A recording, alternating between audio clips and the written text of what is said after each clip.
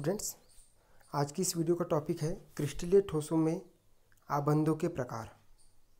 ठीक है, या दूसरा इसका टॉपिक ये आ सकता है कि आबंधों के आधार पर ठोसों का वर्गीकरण किस प्रकार किया जाता है।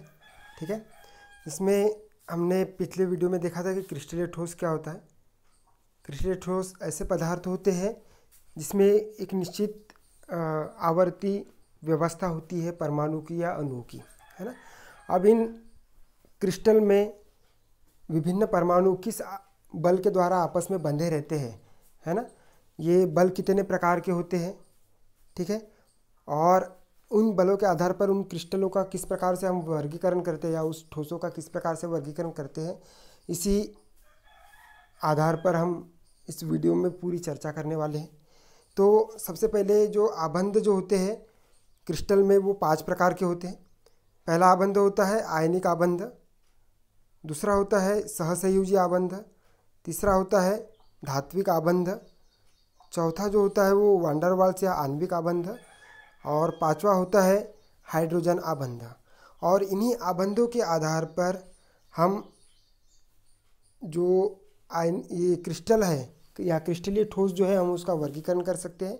जैसे जिन परमाणुओं में आयनिक आबंध होगा या जिन पदार्थ में आयनिक आबंध होगा वो आयनिक क्रिस्टल कहलाएगा, जिसमें सहसंयोजी आबंध होगा वह सहसंयोजी क्रिस्टल कहलाएगा, जिसमें धात्विक आबंध होगा वह धात्विक क्रिस्टल कहलाएगा, जिसमें आणविक आबंध होगा मतलब दो अणु के बीच में आकर्षण या प्रतिकर्षण बल होगा आकर्षण बल होगा, उस आकर्षण बल के द्वारा बंधे होंगे तो ये आणविक आबंध कहलाएगा या आणविक क्रिस्टल कहलाएगा।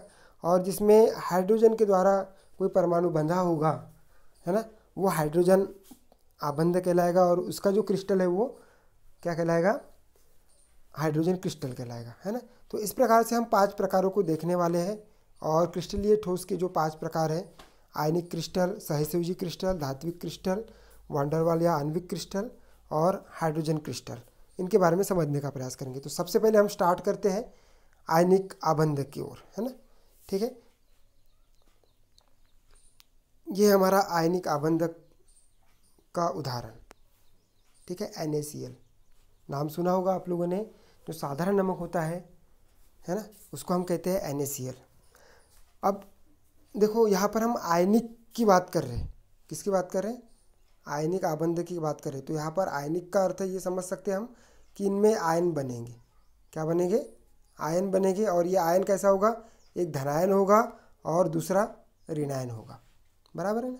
और इन धनायन और ऋणायन जो विपरीत आयन है उनके बीच में लगेगा आकर्षण बल, ठीक है। और ये धनायन और ऋणायन इन्हीं विपरीत आयनों के बीच में लगने वाले आकर्षण बलों के कारण क्या होंगे, बंधे रहेंगे, है ना। तो इसको समझने का प्रयास करते हैं NaCl से। NaCl मतलब होता है सोडियम क्लोराइड। अब इसमें 2 तत्व है हमारे पास में, एक सोडियम तत्व है या सोडियम परमाणु है और दूसरा है क्लोरीन परमाणु, ठीक है। सोडियम का परमाणु क्रमांक रहता है 11, कितना रहता है, 11। इसका इलेक्ट्रॉनिक विन्यास करें तो हम पाते हैं कि 2, 8 और कितना 1 होता है ना। वैसे ही क्लोरीन की बात करें तो इसका परमाणु क्रमांक होता है 17 और इसका इलेक्ट्रॉनिक विन्यास की बात करें तो 2, 8 और 7, ठीक है। अब यहाँ पर हम देख सकते हैं कि सोडियम में 2 और 8 ये जो इलेक्ट्रॉन होते हैं, प्रथम कक्षा में 2 इलेक्ट्रॉन, दूसरी कक्षा में 8 इलेक्ट्रॉन, ये अपने मतलब एक निश्चित कक्षा में जो इलेक्ट्रॉन है उसको हमने क्या कर दिया, यहाँ पर पूर्ण कर दिया। ये स्थायित्व को प्रदान करता है, लेकिन यहाँ पर 1 इलेक्ट्रॉन की क्या है, अधिकता है। वैसे ही इसकी हम बात करते हैं क्लोरीन की, तो इसमें 2, 8 और कितना 7। तो 2, 8 तो ये क्या है, पूरे है, लेकिन तीसरी कक्षा में कितने इलेक्ट्रॉन चाहिए, अधिकतम 8 इलेक्ट्रॉन चाहिए, ठीक है। तो यहाँ 1 इलेक्ट्रॉन की क्या है, कमी है। तो यहाँ पर हम देख सकते हैं कि सोडियम परमाणु में अधिकतम 1 इलेक्ट्रॉन है बाहरी कक्षा में, और क्लोरीन परमाणु की बात करते हैं तो उसमें 1 इलेक्ट्रॉन की कमी है ना। तो देखो यहाँ पर पहली कक्षा में 2 इलेक्ट्रॉन है सोडियम के, दूसरी कक्षा में कितने इलेक्ट्रॉन है, 8 इलेक्ट्रॉन है। आप गिन सकते हैं 1, 2, 3, 4, 5, है ना, 6, 7 और 8। और तीसरी कक्षा की हम बात करें, ठीक है, तीसरी कक्षा की बात करें तो इसमें 1 इलेक्ट्रॉन ये अधिकतम है ना। वैसे ही क्लोरीन की बात करें तो पहली कक्षा में 2 इलेक्ट्रॉन है, 1 और ये 2, ठीक है। दूसरी कक्षा की बात करें तो इसमें 8 इलेक्ट्रॉन, 1 2 3 4 5 6 7 और 8। ठीक है, अब हम तीसरी कक्षा की बात करते हैं तो 1 2 3 4 5 6 7, यहाँ 1 इलेक्ट्रॉन की कमी है। तो होगा ये कि ये जो सोडियम, जब हम इसका विद्युत जल अपघटन करेंगे तो यहाँ से जो इलेक्ट्रॉन है, क्योंकि ये फ्री इलेक्ट्रॉन्स है, ये फ्री इलेक्ट्रॉन्स इस प्रोटॉन के साथ में न्यूनतम या कम आकर्षण बल के द्वारा क्या हुआ है, बंधा हुआ है। इसको जैसे ही हम थोड़ी सी एनर्जी देंगे, ये इलेक्ट्रॉन क्या हो जाएगा, सोडियम से निकलकर क्लोरीन पर आ जाएगा, है ना।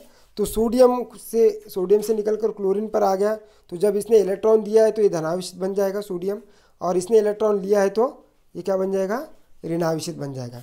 तो ये धनावेशित की हम बात करेंगे तो ये धनायन बन जाएगा सोडियम परमाणु 1 इलेक्ट्रॉन देकर, और क्लोरीन जो परमाणु है वो 1 इलेक्ट्रॉन लेकर क्या बन जाएगा, ऋणावेशित बन जाएगा। तो यहाँ पर आयन बन गया अपने पास में, धनायन और ऋणायन। और ये दोनों आयन कैसे है, एक दूसरे के विपरीत है। तो ये एक दूसरे के विपरीत आयन एक दूसरे को क्या करेंगे, क्या करेंगे, आकर्षित करेंगे। हमको पता है कि 2 प्रकार के आवेश होते हैं, एक धन और ऋण। ठीक है, और यदि दोनों आवेश यदि धन धन है तो प्रतिकर्षण करते हैं, ऋण ऋण है तो भी क्या करेंगे, प्रतिकर्षण करेंगे, क्योंकि समान प्रकार के आवेश है। और जब विपरीत प्रकार के आवेश होते हैं तो क्या होता है, उनके बीच में आकर्षण होता है।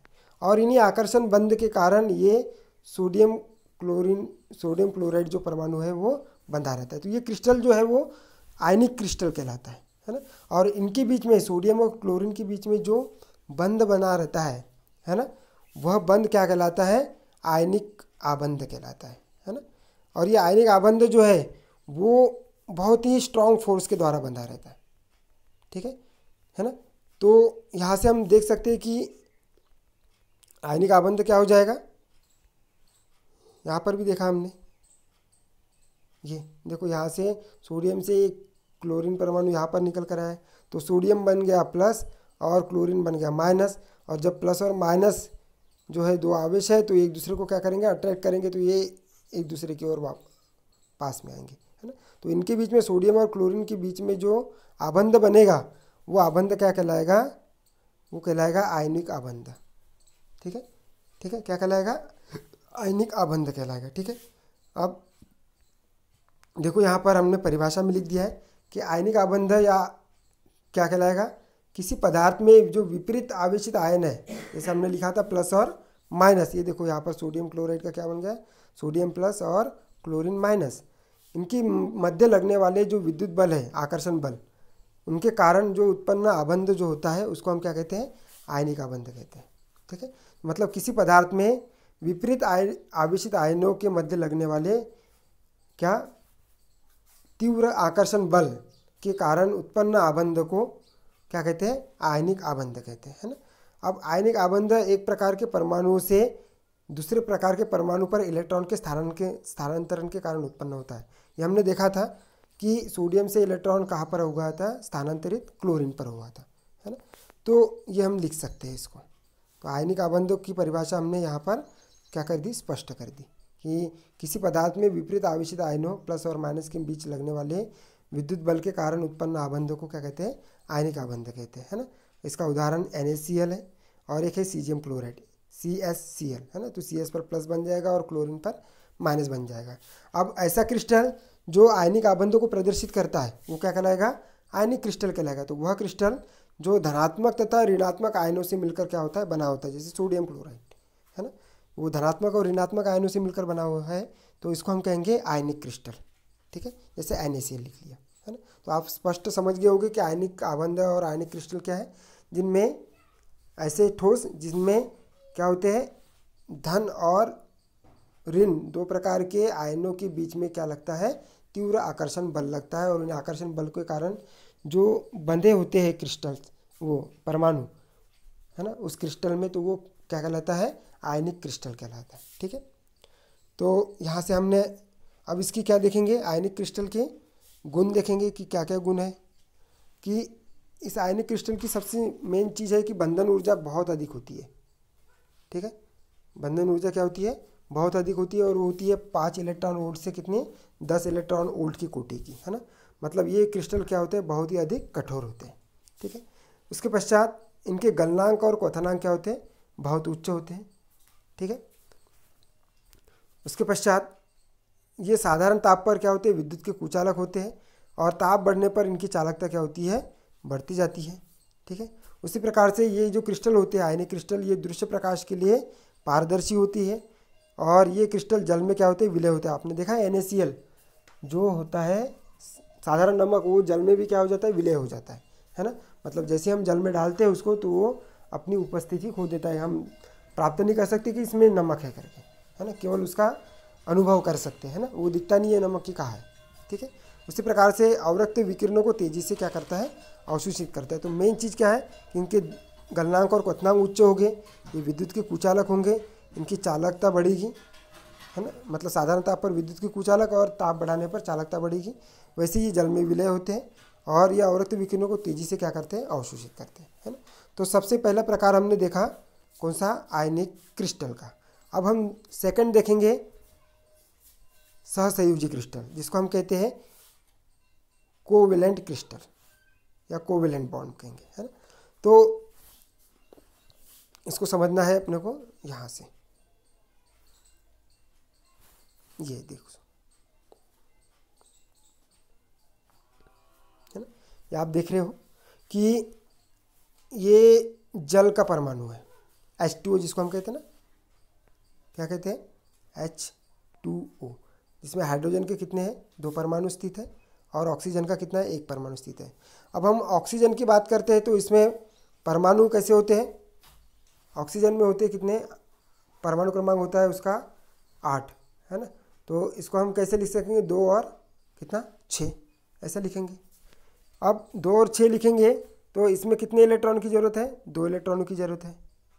ठीक है, उसी प्रकार से हाइड्रोजन की एक की बात करते हैं तो इसमें कितने इलेक्ट्रॉन होते हैं, 2, है ना। हाइड्रोजन का परमाणु क्रमांक कितना होता है, हाइड्रोजन का परमाणु क्रमांक होता है कितना, 1, और दूसरे भी हाइड्रोजन का परमाणु क्रमांक कितना रहेगा, 1। मतलब यहाँ पर आप देख सकते हो यह हाइड्रोजन का परमाणु क्रमांक 1 है, मतलब इसमें इलेक्ट्रॉन 1 है, और दूसरे हाइड्रोजन में क्या है, यहाँ 1 इलेक्ट्रॉन है। वैसे ही ऑक्सीजन की बात करते हैं तो इसमें परमाणु कितना है, 8 है, तो ये 2 और ये 2, है ना, ये क्या है, 4 हो गए। उसके बाद में ये 5 और ये 6। ठीक है, तो यहाँ पर मेन चीज़ क्या है, मेन चीज़ ये होना चाहिए कि ऑक्सीजन में इस भारी कक्षा में कितने इलेक्ट्रॉन होने चाहिए, 8 इलेक्ट्रॉन होने। तो यहाँ पर कितने की ज़रूरत है, 2 इलेक्ट्रॉनों की ज़रूरत है ना।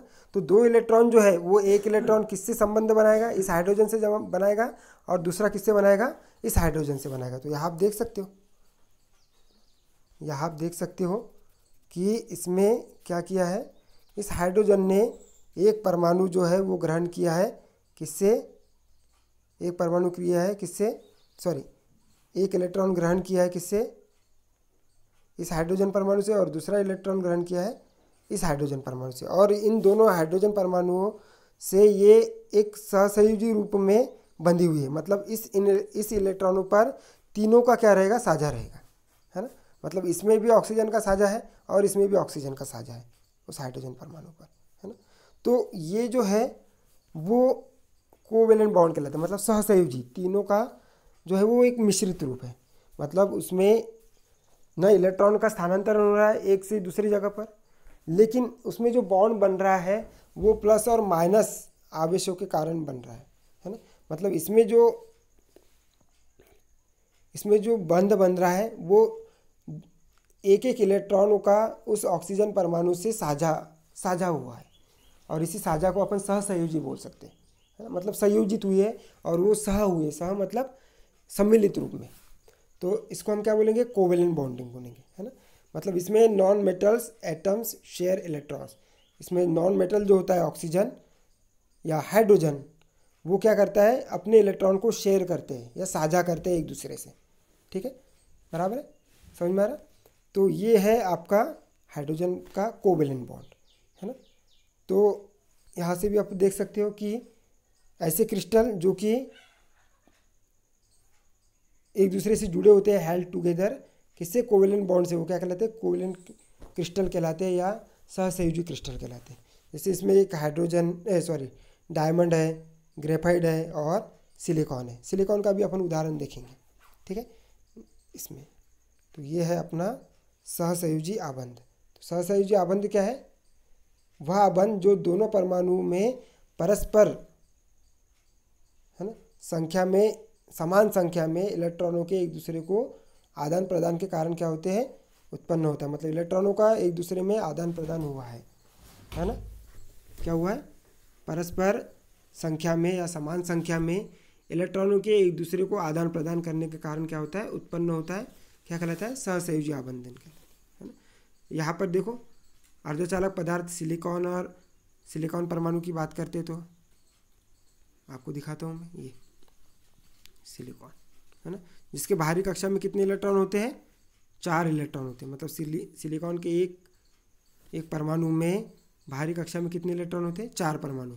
ठीक है, तो इसमें से हम लेते कौन कौन से, ये एक परमाणु ले लिया, ये दूसरा ले लिया, ये तीसरा ले लिया, और ये कौन सा ले लिया, चौथा ले लिया। ठीक है, या ये इसकी बात करते हैं ना, तो ये प्रथम, ये एक, ये दूसरा, ये तीसरा और ये चौथा। ठीक है, वैसे ही ये चौथा है ना। वैसे ही अब क्या होगा, इस सिलिकॉन उसके निकटतम जो भी चार सिलिकॉन परमाणु रहेंगे, 1 2 3 और ये 4, वो भी क्या करेंगे, उसके बाहरी कक्षा में भी कितने इलेक्ट्रॉन होंगे, 4 इलेक्ट्रॉन होंगे। तो ये जो सिलिकॉन है उसके बाहरी कक्षा में पहले तो है मेन चीज़ 4 इलेक्ट्रॉन उस, है ना, और स्थायित्व बनाने के लिए 4 इलेक्ट्रॉन की जरूरत है। तो जो निकटतम जो 4 इलेक्ट्रॉन रहते हैं उसके एक इलेक्ट्रॉनों से क्या करता है, ये साझा करता है ना। तो एक इलेक्ट्रॉन से साझा करेगा, मतलब देखो दिखाता हूँ मैं आपको, ये इस सिलिकॉन से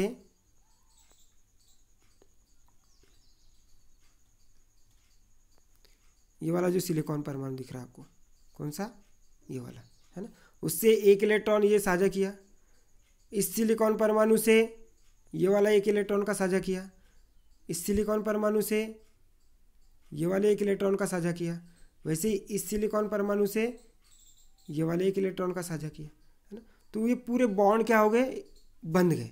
मतलब एक सिलिकॉन परमाणु अपने निकटतम 4 जो सिलिकॉन परमाणु है, अपने निकटतम क्या 4 सिलिकॉन परमाणु के एक इलेक्ट्रॉनों से क्या करता है, अपना कोवेलेंट बॉन्ड बनाता है या साझा करता है। एक इलेक्ट्रॉनों से क्या करता है, साझा करता है। ठीक है, तो ये सिलिकॉन जो क्रिस्टल है वो सिलिकॉन क्रिस्टल कोवेलेंट क्रिस्टल कहलाएगा या सहसंयोजी क्रिस्टल कहलाएगा। ठीक है, तो यहाँ पर क्या हुआ है, एक दूसरे का क्या कर रहा है, आदान प्रदान करने से होता है ना। तो अर्धचालक में अपन ने देखा सिलिकॉन के एक परमाणु का निकटतम 4 परमाणु से अलग अलग इलेक्ट्रॉनों के आबंधन के कारण, है ना, जो बंध बनता है वो उसको हम कहते हैं सहसंयोजी आबंध, है ना। और क्रिस्टल क्या होगा, ऐसा क्रिस्टल जिसमें एक परमाणु से दूसरे परमाणु में इलेक्ट्रॉन का स्थानांतरण तो नहीं होता, लेकिन दोनों परमाणु में इलेक्ट्रॉन बराबर रूप से क्या होते हैं, साझा करते हैं, है ना। अर्थात उनमें क्या होता है, सहसंयोजी आबंध यदि निर्मित होता है तो उन क्रिस्टलों को हम क्या कहते हैं, सहसंयोजी क्रिस्टल कहते हैं, है ना। अर्थात उन दोनों परमाणुओं का साझा किए गए इलेक्ट्रॉन पर क्या ऐसा होता है, समान अधिकार होता है।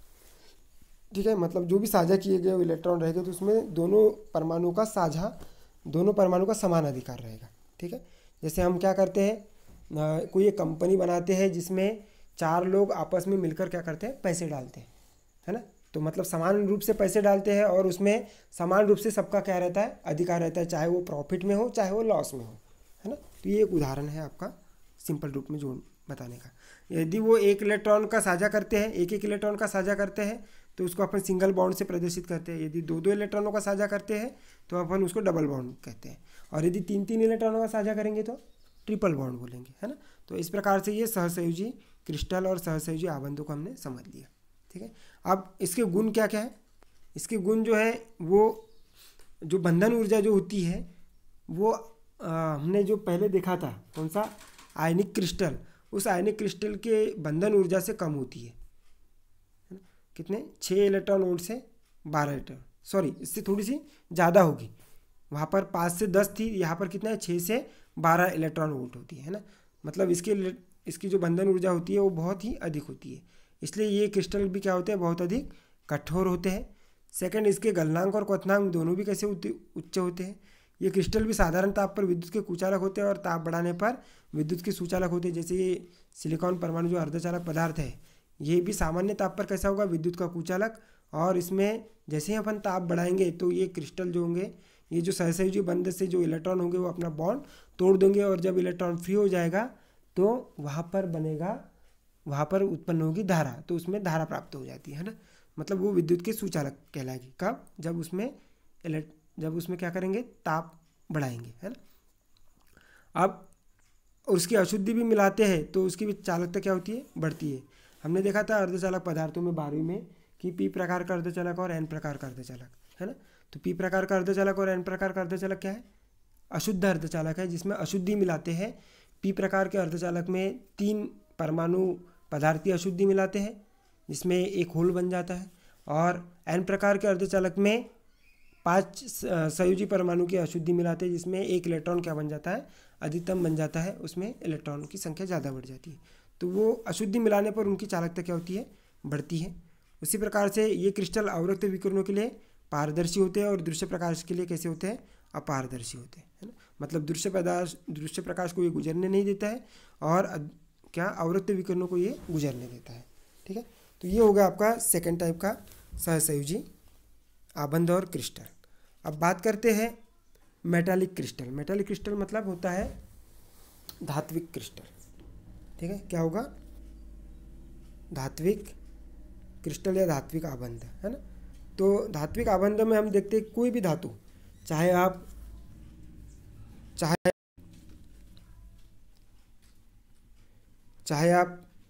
आयरन ले लो, लोहा ले लो, चाहे आप तांबा ले लो, कॉपर ले लो, चाहे निकल ले लो, है ना। तो हम जानते हैं कि कोई भी धातु यदि है तो उसमें फ्री इलेक्ट्रॉन सबसे ज़्यादा होंगे, है ना।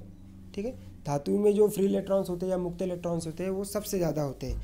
और ये जो मुक्त इलेक्ट्रॉन्स होते हैं वो अपने नाभिक के चारों ओर एक तरीके से एक सी के रूप में, सी मतलब एक सागर के रूप में क्या होते हैं, बहुत अधिक संख्या में बंधे रहते हैं, है ना, बहुत अधिक संख्या में उपस्थित रहते हैं।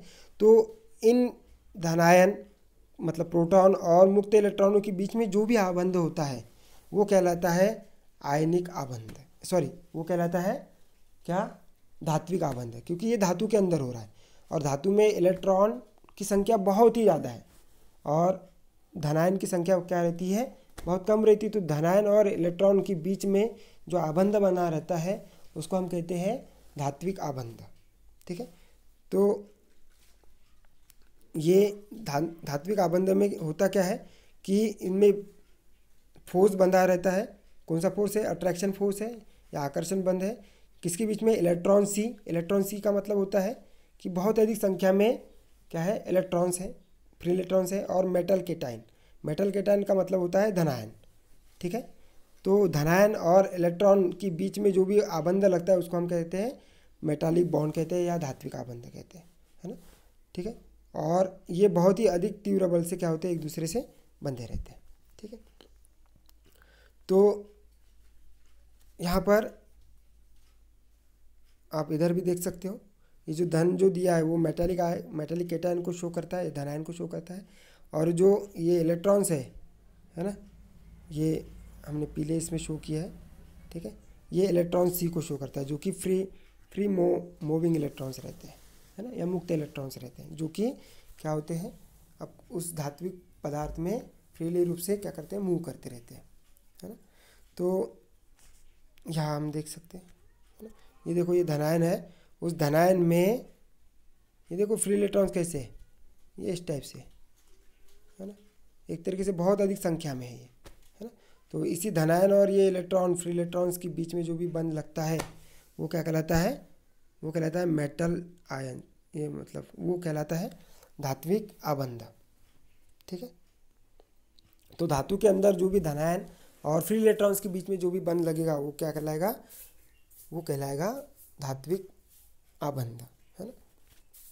तो वह आबंध जो धातु के अंदर मुक्त इलेक्ट्रॉन और धनायन आयन क्रोड, जिसको अपन क्या कहते हैं, धनावेश कहते हैं, उसकी परस्पर अन्योन्य क्रिया के फलस्वरूप, है ना, जो बंध प्राप्त होता है या जो आकर्षण बंध प्राप्त होता है ना, उसको हम कहते हैं धात्विक आबंध कहते हैं, है ना। और वह क्रिस्टल जिसमें धात्विक आबंध पाया जाता है क्या कहलाता है, धात्विक क्रिस्टल कहलाता है। जैसे धात्विक क्रिस्टल कौन सा हो जाएगा, कॉपर होगा, है ना। एजी मतलब क्या होता है, ये होता है चांदी, है ना। उसके बाद में फेरस मतलब होता है लोहा, एल्यूमिनियम है, निकिल है। तो ये जितनी भी धातु ये होती है उनमें फ्री इलेक्ट्रॉन्स या मुक्त इलेक्ट्रॉन्स और धात्विक या धातु आयन जिसको अपन कहते हैं धनावेश या आयन क्रोड, उसकी परस्पर अन्योन्य क्रिया के फलस्वरूप प्राप्त होता है ना। ठीक है, तो आप तीसरा भी समझ में हो गया, मतलब जितनी भी धातुएं होती है उसमें धात्विक आबंध पाया जाता है। ठीक है, अब धात्विक आबंध की बात करेंगे तो इसके गुण क्या क्या हो गए। इसमें मुक्त इलेक्ट्रॉन की संख्या सबसे अधिक होती है और इस मुक्त इलेक्ट्रॉन की संख्या अधिक होने के कारण इनकी विद्युत चालकता क्या होती है, बहुत अधिक होती है। ठीक है, इसकी बंधन ऊर्जा जो होती है बहुत कम होती है, मतलब इलेक्ट्रॉन जो है वो धातु आयन के साथ में या क्रोड के साथ में या प्रोटॉन के साथ में बहुत कम बल के द्वारा बंधा रहता है। इसलिए इसकी जो ऊर्जा जो होती है वो 1 इलेक्ट्रॉन वोल्ट से कितनी होती है, 5 इलेक्ट्रॉन वोल्ट होती है, जो कि बहुत ही कम होती है। मतलब इसमें धात्विक आबंध जो होता है बहुत अल्प होता है। उसके पश्चात इसके गलनांक और क्वथनांक अपेक्षाकृत कम होते हैं, जैसे हमने आयनिक आबंध में देखा था और सहसंयोजी आबंध में देखा था। तो उसके गलनांक और क्वथनांक बहुत उच्च थे, लेकिन धात्विक आबंध का गलनांक और क्वथनांक बहुत ही क्या रहते, कम रहते हैं। ये क्रिस्टल जो होते हैं वो दृश्य प्रकाश के लिए अपारदर्शी होते हैं, मतलब उसको गुजरने नहीं देते, लाइट को गुजरने नहीं देता है। और इन क्रिस्टलों पर प्रकाश आपतित करने पर वह लघु तरंग दैर्घ्य के फोटोन को क्या करता है, उत्सर्जित करता है।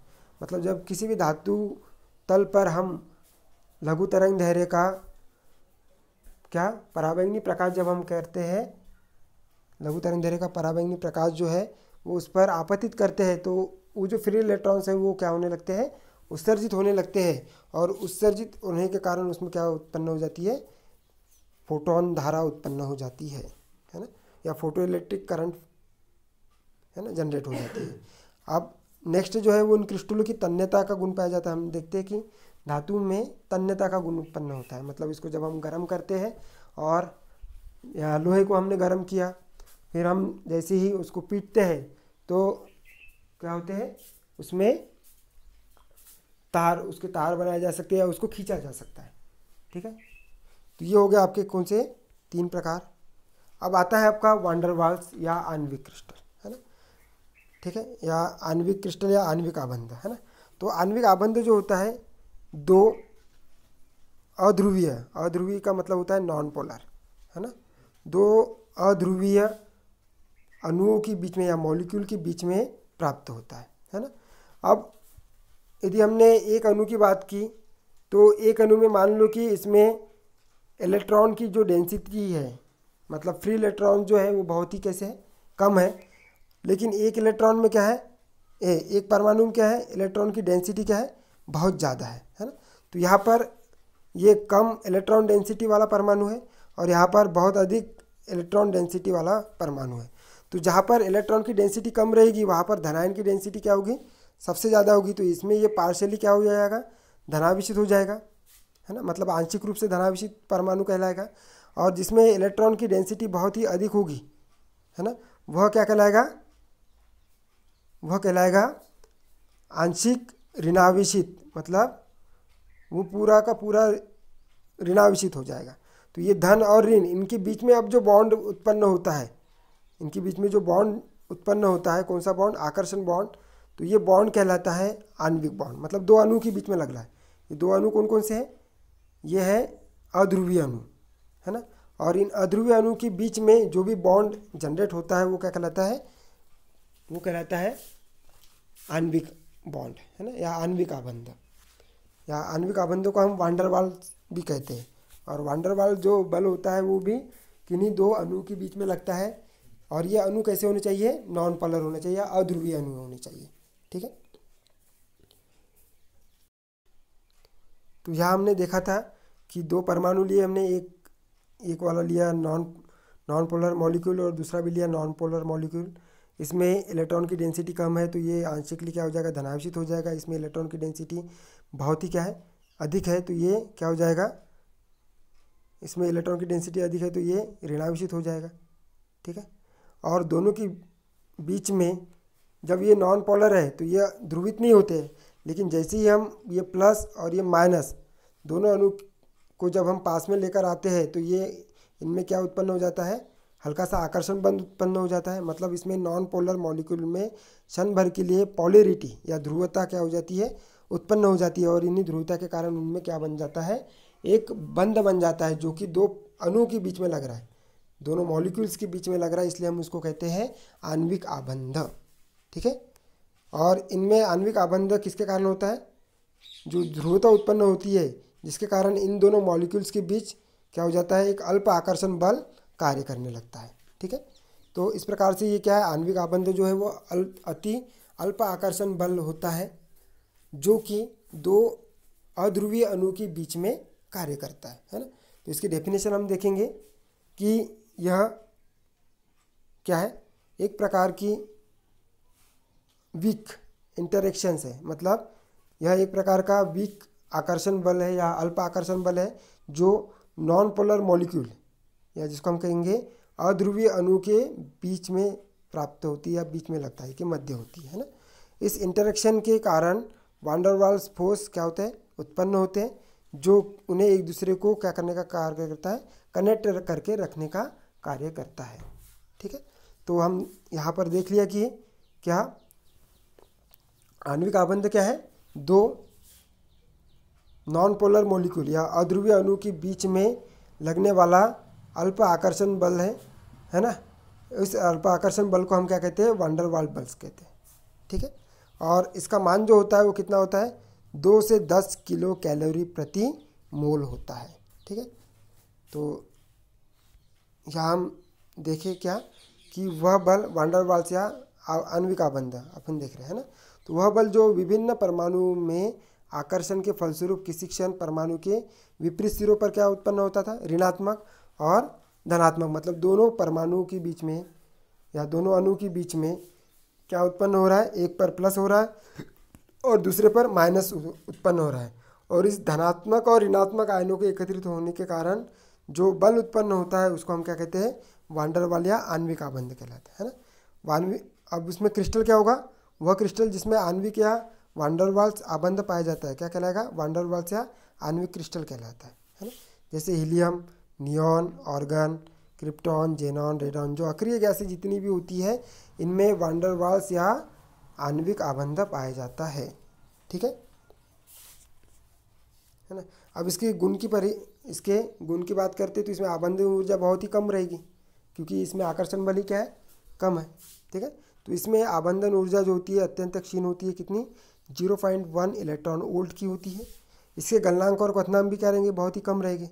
जिसकी ऊर्जा ज़्यादा उसके गलनांक और क्वथनांक ज़्यादा, जिसकी ऊर्जा कम उसकी गलनांक और क्वथनांक कम, है ना। इसकी क्रिस्टल संरचना कैसी होती है, घनाकार जालक के रूप में होती है। ये विद्युत और ऊष्मा के क्या होते हैं, अर्धचालक होते हैं या मंद चालक होते हैं। मतलब ना इसमें विद्युत प्रवाहित होती है और न ही ऊष्मा प्रवाहित होती है ना।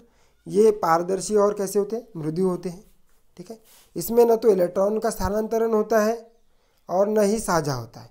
मतलब न ही आयनिक बंध कहलाते हैं और न ही सहसंयोजी बंध कहलाते हैं, है ना। तथा न ही मुक्त इलेक्ट्रॉन गति कारण स्वतंत्र होते हैं। मतलब न ही धात्विक आबंध पाया जाएगा, है ना। बल्कि ये क्या होते हैं, उदासीन परमाणु या अणुओं से मिलकर क्या होते हैं, बने होते हैं। मतलब दो भी परमाणु जो है, दो अणु या दो परमाणु जो है वो एक दूसरे से क्या रहेंगे, उदासीन रहेंगे।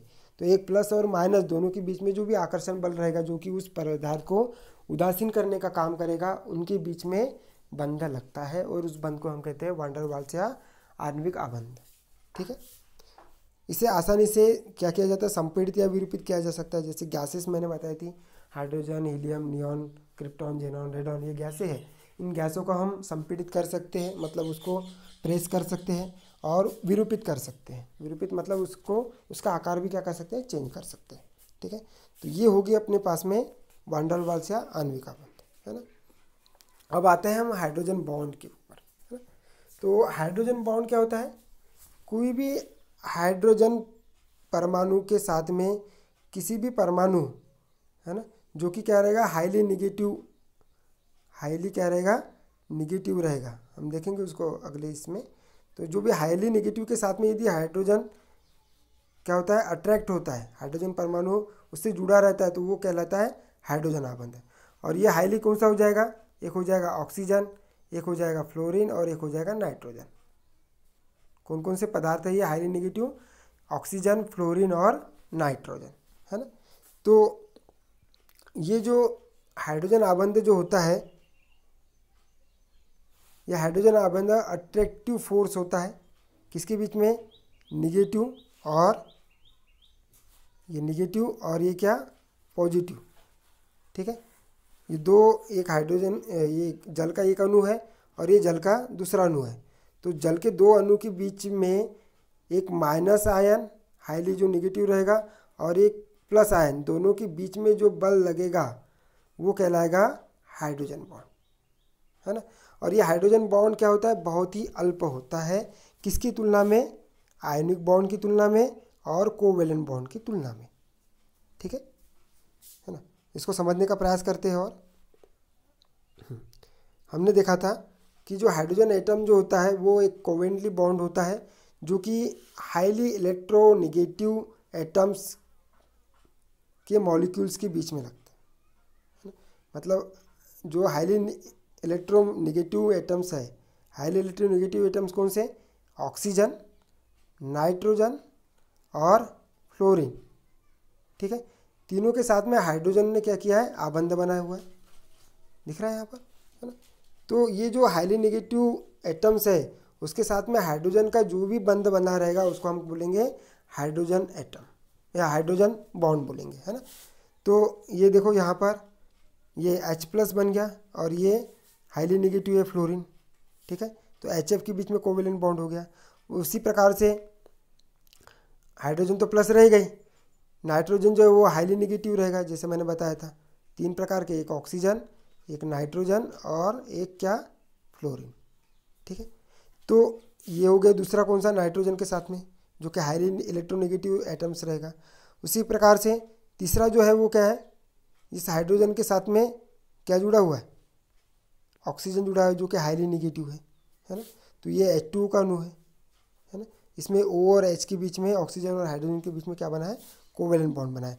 तो एक तरीके से हम कह सकते हैं कि हाइड्रोजन बॉन्ड जो है वो एक तरीके से कोवेलेंट बॉन्ड होता है जो कि हाइड्रोजन के साथ इलेक्ट्रोनेगेटिव एटम्स जो होते हैं, वो एटम्स कौन कौन से मैंने बताया अभी आपको, एक होता है ऑक्सीजन, एक होता है नाइट्रोजन और एक होता है फ्लोरीन, ठीक है। इन तीनों के साथ, तीनों में से किसी भी एक के साथ में जो भी बॉन्ड बनाएगा कौन, हाइड्रोजन, है ना। तो वो बॉन्ड कहलाएगा हाइड्रोजन बॉन्ड, ठीक है, बराबर। तो ये भी आप देख सकते हो, यहाँ पर भी ये मॉलिक्यूल्स एक है, ये HF का एक मॉलिक्यूल्स है, ये HF का दूसरा मॉलिक्यूल्स है। ये इसमें क्या हो गया, हाईली नेगेटिव एटम्स आ गया फ्लोरीन, है ना। इसमें भी हाईली नेगेटिव एटम्स आ जाएगा फ्लोरीन। और जब दोनों अणु को हम क्या करेंगे, पास में लेकर आएंगे, है ना, तो विपरीत आयनों, एक हो जाएगा हाईली नेगेटिव माइनस और एक है ये हाइड्रोजन परमाणु। तो इनके बीच में जो भी बॉन्ड लगेगा, ये बॉन्ड है ना, दोनों के बीच में जो भी आकर्षण बंध रहेगा वो, उस आकर्षण बंध को हम क्या कहेंगे, हाइड्रोजन बॉन्ड कहेंगे। क्या कहेंगे, हाइड्रोजन बॉन्ड, बराबर। अब ऐसे ही यहाँ पर भी आते हैं, ये किसके लिए है, ये किसके लिए है, H2 अणु के बीच में, ये एक H2 अणु है और ये दूसरा H2 अणु है। ये वाला किया था क्या हमने,